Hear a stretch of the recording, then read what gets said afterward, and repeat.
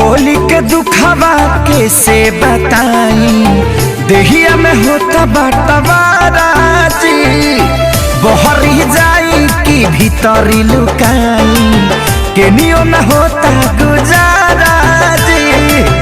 माई रे माई ना छोड़ो सा दुनु भाई, चोली रंगा गइल पानी में, हमर सैया जी डालस पलानी में, छोटका देवर हो छोटका देवर डालानी में, हमर सैया जी डालस पलानी में, छोटका देवर डालानी में।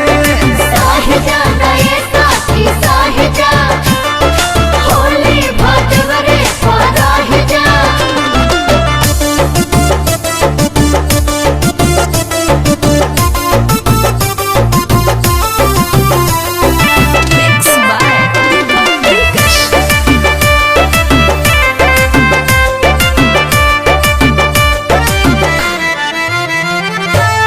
दहिया मर गईनी रंगवा से भर गईनी, डबल मरद के फेरा में पड़ गईनी।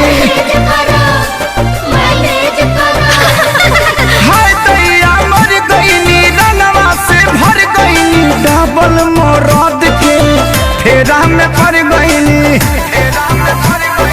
हट गईल साया भरे न पाया, दाग लगा देले बड़े साजवानी में, हमर सैया जी डालस पलानी में, छोटका देवर छोटका देवर डालानी में, हमर सैया जी डालस पलानी में, छोटका देवर डालानी में।